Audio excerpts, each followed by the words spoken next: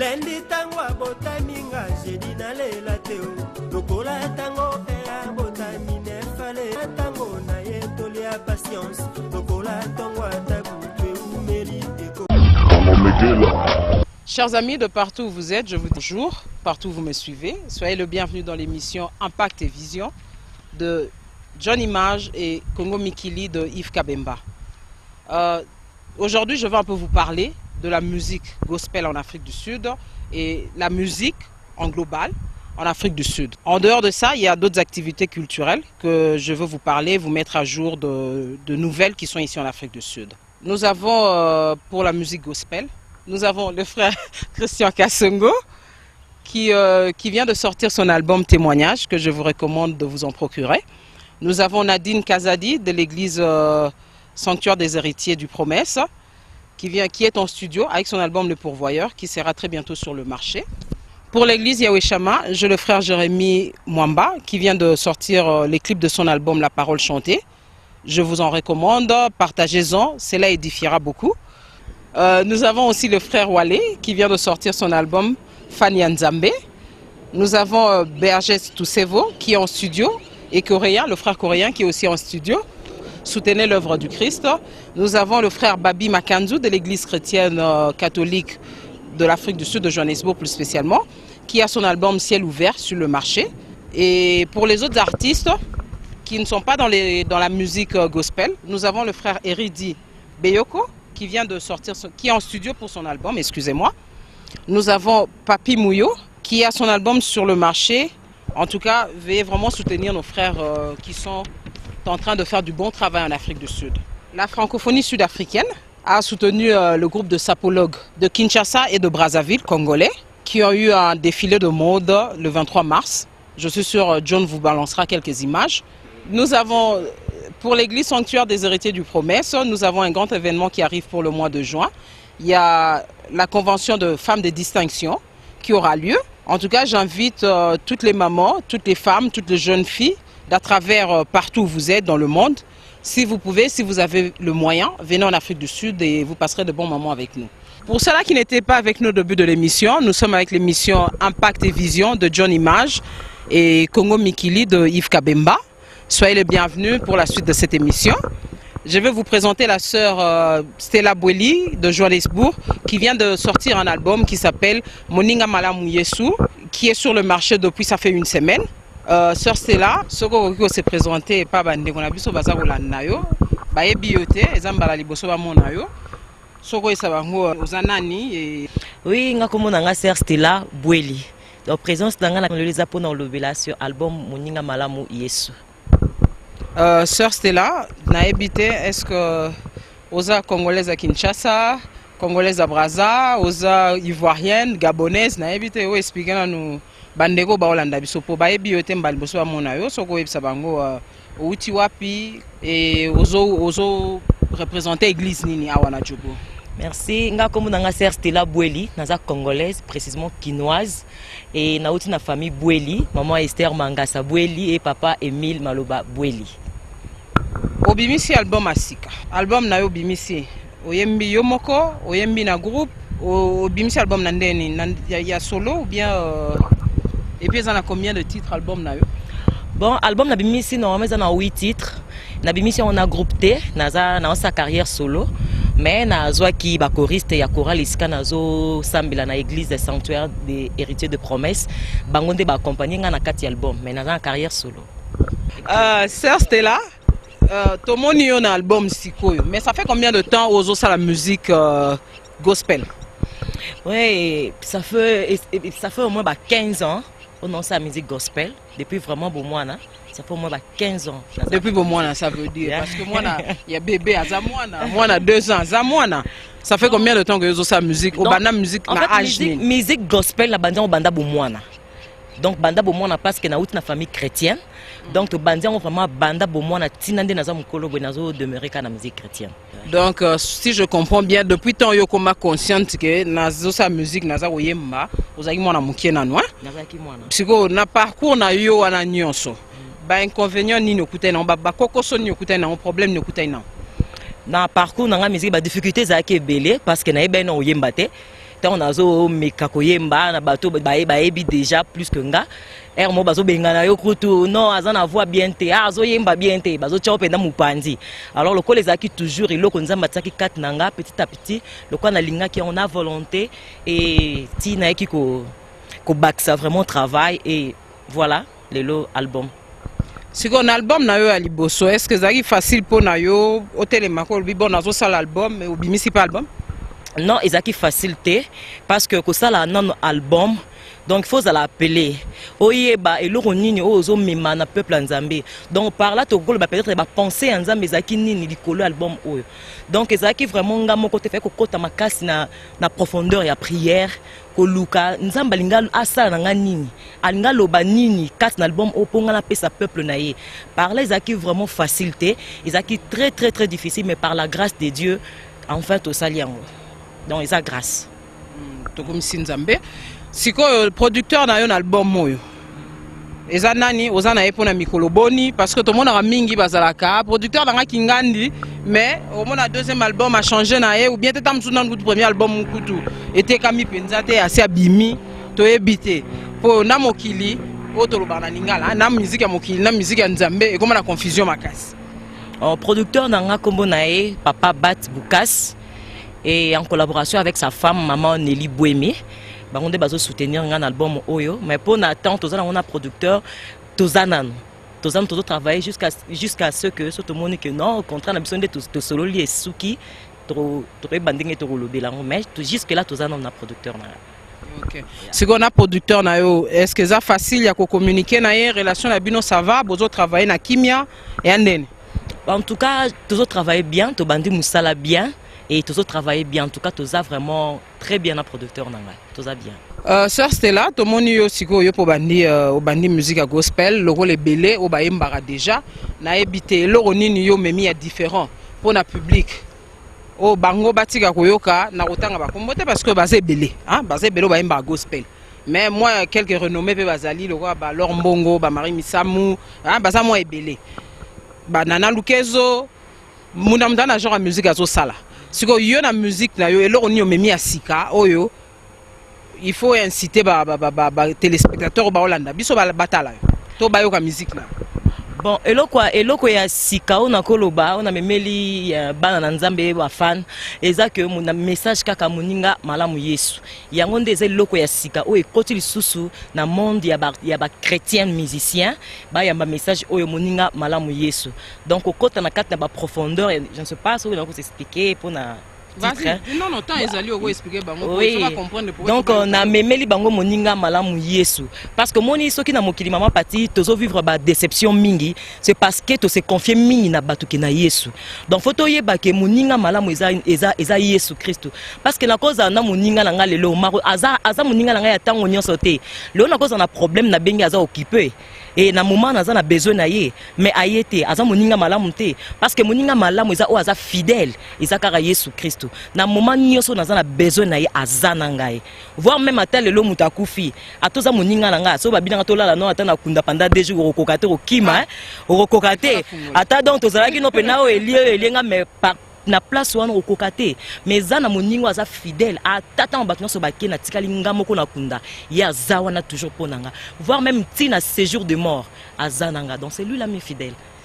Maman Stella ebele pe ba otala yo nde to loba il faut ba maman Stella azana maman Stella obala ozana bana oza célibataire to ebité ou bien merci maman Stella aza célibataire aza mariée, je suis la mère de 2 enfants et je suis mariée.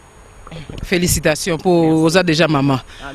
Conseil ni nozanango pour na bandeko baniko se lancer na kati ya musique gospel oyo baza ko banda pe sika na inspiration ndenge yo pose la ki nango ke non un jour ngape na beta musique un jour ngape na saila nzambe na ndenge na mona pe bandeko musu basali là-bas. Bon bato baza na besoin ba évoluer na musique et ça qu'il faut que ba nos visions kozana na vision et kolinge loko zo sala kozana volonté discipline et surtout vie de prière tout ce que ça la musique chrétienne vie de prière tout le temps on a toujours concentré ko yeba penser en nzambe za nini donc luka vraiment kokota na profondeur nde ko évoluer na musique chrétienne donc discipline olingango za na volonté et surtout prière. C'est ça. Maman Céleste toko ebelo ni inspira kio na album oyo eloni vena inspiré un album oyo moninga malamu Yesu po mutu muso ko yebisa oke ngana daki na nga inspiré peut-être na ndenge mutu okuna yembaka to na problème mutu okuna ou bien na éviter na problème on a les cas na vie yo lo ni inspiré yo d'abord na album oyo et puis lo ni inspiré na musique kaka gospel est-ce que ko sa ba musique mo kilipete ndenge ba to benga na lingala. Bon, d'abord pour na koloba pour na non titre ya ndengo lobike moninga malamu Yesu. Na kata moninga malamu Yesu tozaka na moninga malamu Yesu te, ba titre eze belé. Et loko neti eza ki cité, loko inspiré kinga na vie faut être patient. Et eza na makambo sur 100% au moins ba titre eza na kata album nanga. O eza vie peut-être eza vie nga na passion donc ça peut-être 70%. Donc eza que vie nga mona yo mona ke na vie il faut être patient. Et na vie tant o ebi vie ya mututé, o ebité nini onza mabongiseli mutu pona lobi ko limiter mututé. Donc pour le monde que mutu nyonso aza na promesse et avec le temps to eba ke toujours nzambaza fidèle na ba promesse na e okokisama. Tellement on a ko réaliser biloko na yo mona que non na vie il y a des certaines choses où il faut pas que vous la presser. Donc faut être toujours patient, fidèle malgré ba difficulté, malgré na zangi ya rolia, malgré na zangi ya rolata, malgré na zola la netoko, mais c'est pour un temps. Chaque chose à son temps. Et il fait toutes bonnes choses à son temps. Et c'est ça, où ils ont vraiment, et là, qui inspiré qui a ça l'album. Sœur Stella, où tu vois biso, et là on est inspiré biso na album na yo. Si quoi est-ce qu'on peut expliquer biso ni inspiré yo na musique chrétienne? Bon, et là, quand inspiré à la musique chrétienne, ils ont quoi ndeti ngamo kono na sala ki choix. Tant on a comme qui na âge na yo eba ko kabola mabena malamu, na ko tala o nzamba sali na vinanga, o nzamba sali na famille nanga ba réalité. Donc o nzamba accompli na kati ya famille nanga, malgré ba combat, mais nzambe asali makambe be na kati na vinanga. Naza témoignage. Alors nzamba ndengwana, il faut qu'on a prononcer la musique chrétienne. Naza na si na reconnaissance eza ko yembela ye. Donc koyembela donc vinanga mobimba koyembela donc naza vraiment naza qui vraiment inspiré en sa musique chrétienne parce que asali ebele na kat na vinanga naza témoignage il faut na yembela. Bon aussi on a parcours na yo pour oyebisi biso bani musique depuis amona moki ou banda musique tu fais partie na Kinshasa église ni tu faisais partie ou bien na ba église Boni Oleki na église na Kinshasa na ba groupe Boni Oleki na ba chorale Boni Oleki. Oh, ok. Na Congo, na précisément en Kinshasa, na bandaki musique nanga na ekodim tondo benga malaika na nzambe malamu fait pako.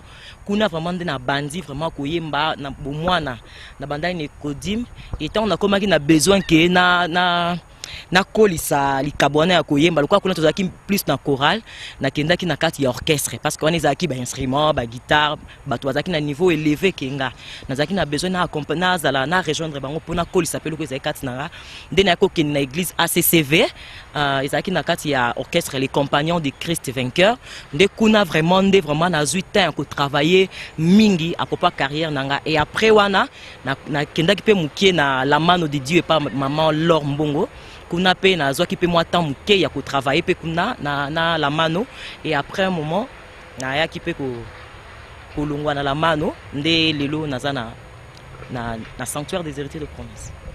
Bande obo ki Sœur Stella a expliqué mon parcours na ndenge ezali ezatelo bio boboti histoire mususu te yango na pe sibino eza ya ko deviner te. Sœur Stella na habité na ba consœur na yo ba yembaka to ba confrère na yo ya gospel o wapi akoza azalo kwa modèle epa na yo. En général, la musique gospel en général, même en général, les à la internationale, les à la Congo, na ebité pour netinga na journalisme na ba te nga John Image muta inspiranga. Modèle na vena na sipela na John Image nde. Yo vena na musique gospel, ezala ya biso ezala libanda nani penza akoza azam role modèle na yo. Bon na musique chrétienne muto azava modèle na ngeza mama Laure. Et sur un niveau international, Rebecca Malope, ye penza pe aza vraiment idole. Bande ona sur bolandi yango ye azala ye avant que ya yemba avant que bino bokuma ba fanatique na ye mort déjà fanatique ba misusu quoi. Boyoki réponse à Sœur Stella na habité l'album na oza banzembo boni. L'album nanga naza na 8 titres. Nazana 8 titres. Est-ce que au kotangela bande ko 8 titres wana et peut expliquer bango ba contenu à ba titre wana? Oui. Titre elle bossé za Kumama Yahweh et za louange. Et deuxième titre za Moninga Malamu Yesu. Et troisième za adoration aux Nzambe. Et quatrième, eza Yano Langai. Et cinquième, eza Sunganga. Et sixième, eza Kisite. Et septième, eza Yadji Koumi, autres de l'Ikamboa Dim. Et huitième, eza Limbisanga. Et na kati ya ba titre wana, neti toza na deuxième, eza Moninga Malamu Yes, non tu peux expliquer. Troisième, eza Adoration aux Nzambe. Wana tozo lobela. Bolamu onzamba sali na kati na ngai nazo loba ngo eza okola ndeti nazo loba makambo o Yesu sali na kati na vinanga ya on a lobi ke ozanzambe donc akumama azaka nzambe et o eza quatrième eza ke ya nolanga eza ke eza na ba chrétien dit oza ba chrétien eza na ba problème muso yela komo lokwa ndeti nzamba tikio. Donc, comment on dirait Nzamba Zate, or Azali, il y a un temps pour tout. Ils ont un temps à exaucer la prière na yo. Donc, il fait toutes bonnes choses à son temps. Mais tant que tu as devant difficulté, au moment où tu as Nzamba Ngati Kinga, papa ya nolanga, papa tala passe nanga nazo yebi sanzambe, passe ngi ko lobate ka yebite. Mais tant on vivre souffrance wana, le cas toza toujours na bon moto, au moment où Nzamba tikio, nde ezalaki libonde nanga ke Nzambe ya nolanga na mituna nanga. Et oh, eza cinquième, eza Sunganga, parce que mikolo to comme normalement parti, to comme vraiment la mikolo eza mabe. Donc to comme pena auto ba pena ki bilembo ya tan suke koki. Donc ce que li sungi en Nzambe te biso ba na Nzambe to kokate. Donc il faut Nzambe asunga biso et surtout na ba épreuve Nzambe vraiment asunga biso. Donc one eza vraiment prière, eza eza vraiment ba prière. Que Nzambe sunganga na ba tan auto comme na tan moko eza mabe mingi. Na ngamoko na kokite. Donc Nzambe sunganga. Et sixième eza Kisite, eza koloba que non na vie ya mutu nyonso. Lelo na koza na zana maman pati, na moni maman pati azo souffrir, li pa pa kokata na ponga na za bien, na bando seka maman pati. Parce que nga na za licencié, maman pati atanga te, nazo seka. On na yebita ne lora Nzambe. Na obosa na kiaza mwana ni laka, lelo promesse ya Nzambe soki Nzambe ba fungolo miso ya molimo, o mona oya bomi pona maman pati na okokata opusa na pembe na été. Donc pona lobake mutu musu na kokomona maman pati lelo po iso aza otambola makolo. Et après na yebite ni na sala ki en secret na Nzambe na ye, nga na seki. Et lobi to on mona ke Jeep penza moi loko moka munene telemi ale to comme na biso pe ko bato pe ko bazanga ko lobate kaka siko azaki na betapo ya matiboy asimbi kisi o eza pamba te to yebelage boye tene toko akoma mona be immeuble boy o waneza ye te eza kisi mais eza kisi te asala ki travail mo en secret na Nzambe mais biso ndiyo ndo zanga ki miso romona omona ki te kaza mwana promesse et on te lobi ke eza kisi te nyonso to lobaka ke papa na simbi kisi mutu wana simbi kisi ba prado wana eza kisi te il faut ko luka ko yeba eloko nini salika koma ndenge wana eza kisi te eza fidélité na patience nde tombola la vie ya moto. Donc nako continuer na ba titre msusu wana to na 6e et 7e titre eza ya Djikoumi to lobela likambo dim secret msusu po vie tomba moi eza tango juif yeba ko fongola liboko yeba ko pesa 1/10 parce que tango juif yozo mona rara zo liana o ya Nzambe eza moko pe bloka ka vie na biso ba chrétien. Donc tango juif yeba ko fongola liboko yeba ke o na juif eza ya ngate fona longola part ya Nzambe eza pe moko clé o efongolaka vie ya moto. Et 8e ezali Limbisanga tango toyebi ke tosali mabe moninga malamu wa otolo bakaza Yesu apesi biso privilège poto beba na te poto bebisa na relation te non so sali mabe zonga na sama kolonanga loba papa ngayo na sali mabe tale sika na sali na koisa makiboye aza juste et fidèle pona kolimbisa yo donc pona koloba mot clé azaka moninga malamu. Donc merci beaucoup, c'est ça ba titre et album. Non, maman pati na bosana ki parmi ba titre o na otipe ko tanga wana et za caractère que non bande mo nyonso wana o bomoni eza inspiré na certes là bien sûr mais na bande ti louange adoration to meke moko toucher peu interprétation ba chant o eza populaire to meke moko ba ça peut être boyo kapé bande mo ba bwana eza ke ba cantique mo eza nango populaire to meke ka ko toucher point pour biso na surtout se retrouver. Donc c'est un peu ça. Sœur Stella, nada sur bande va comprendre Mwandambu. Il y a un album nayo. Là sur évangélisation de l'équipe bien. Est-ce que aux gens ont vu la opportunité il y a refondé là bas producteur musu supporte. Est-ce que aux gens là bas concert en vue. Tu es bien que le bien producteur nayo bozanano. Mais est-ce qu'une coproduction est bienvenue? Est-ce que après tant le producteur nayo bo délai bo mi pesi. Producteur musu vous la bienvenue na habité. Pour aller sur le plan professionnel, hein, so expliquer baoyo, baza sur le plan professionnel intéressé na. Bon, eza musala nzambe toza toujours na besoin de soutien. Maintenant le but que toza na producteur toza na moi temps to check to kosuka ne boy. Après temps wana toujours producteur akoya après wana aza toujours le bienvenu. To yamba ma boko polele ata ba coproducteur soki baye porte eza nango ouverte pour nabino. Donc wana eza problème te porte eza vraiment ouverte. Sœur Stella, un album nayo vraiment na habité na minute on a habité banzembo c'est belé. Sûrement que le bagnon soit bien.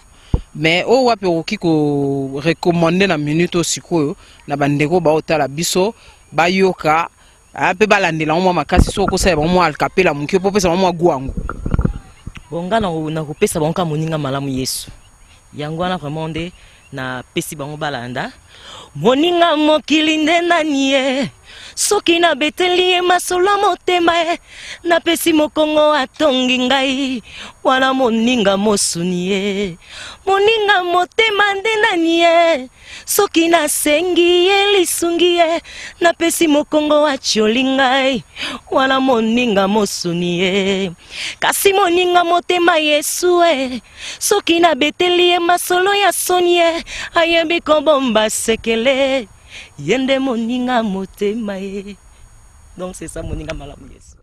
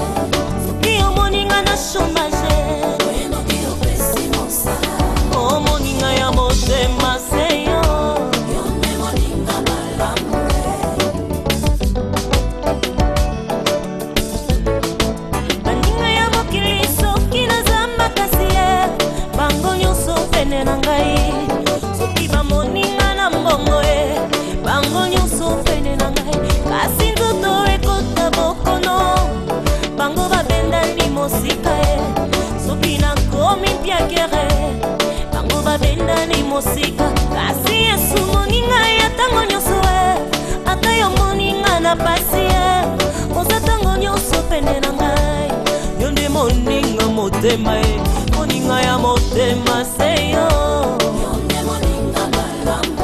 bolingo ya motema seyo ikola bolingo yo kelinga lolenge na yo ikola bolingo yo kufi pona ngai bolingo ya motema seyo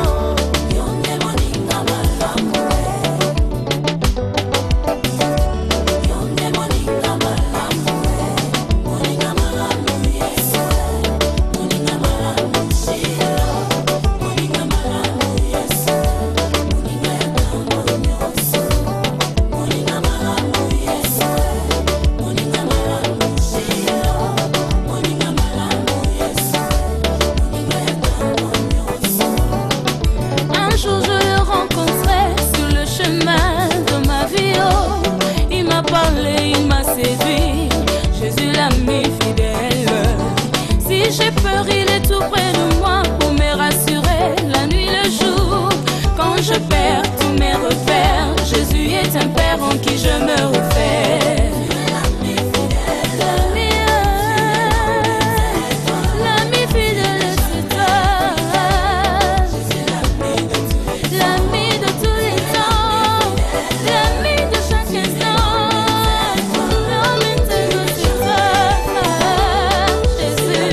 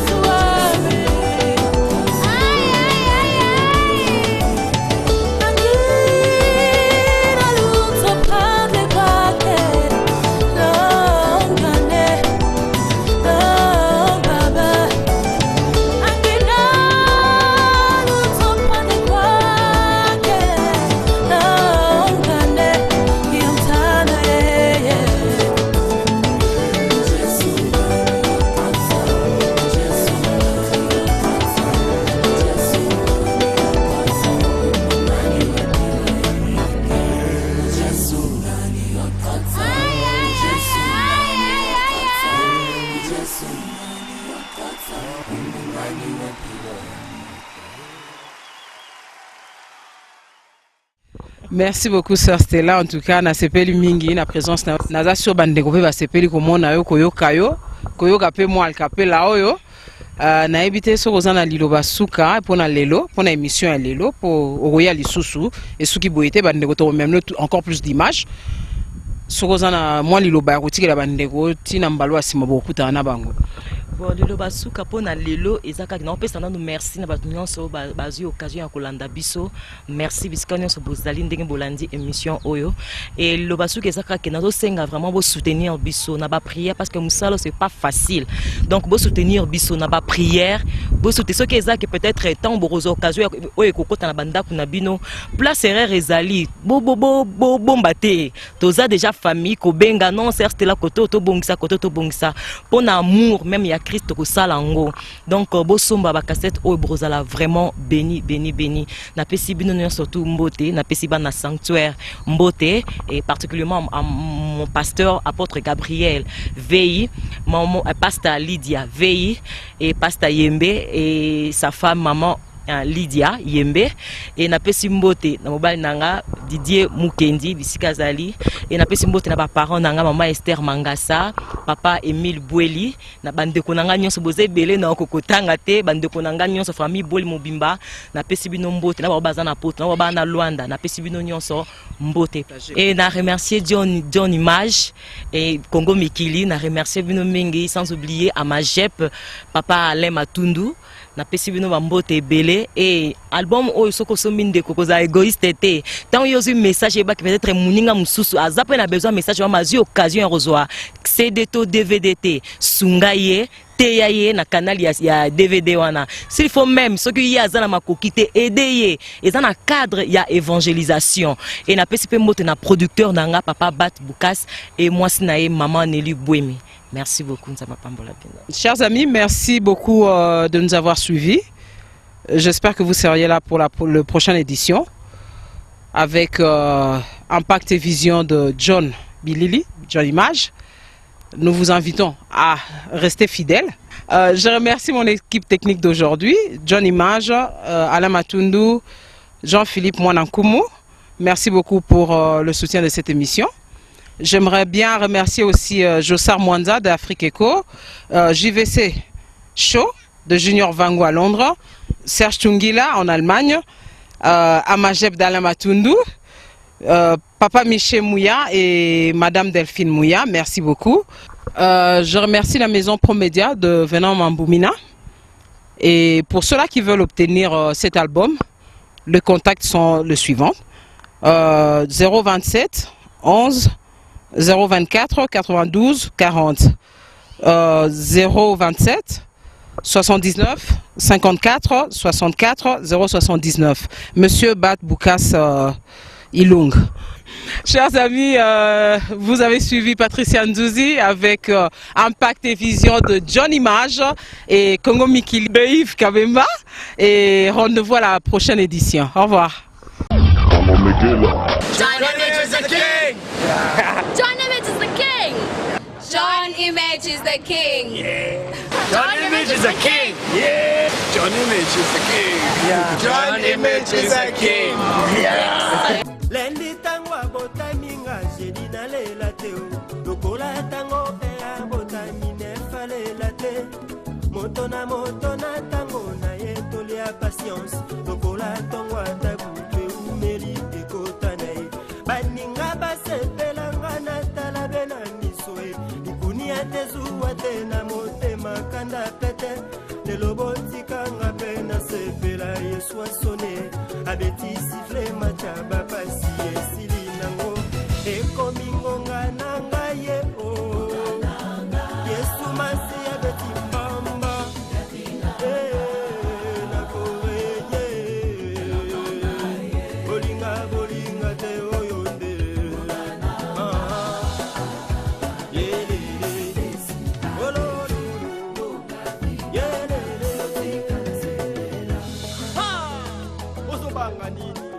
Ye mokonzi asimbi registre d'appel azobenga bakombo Doudou, Mama Rose, Serbe Befura, Yoko, Yaka, Yokuna, Kinya, Zela, Tango Nezali Zamba za roulage parfait manabanga inyo Adele misiba suswa zole kizambe bazuzo Tango monge kokoma ye akobeta sifle Denga beti mpona lega mbongonga nangai Kanisa tango piaga salaki koloba mbisio Utumo bima baka kifila zwagela kote Meyesa lobi na biokende mosika na mozindo Waka fila waka kipazwa kimbisebele Ndakisa ya anatango azala gyobota teo Penina zala kikoseka ye butupe moyo Metango ngonga na ye kokaki ya boti Samuel Boya wayoka ki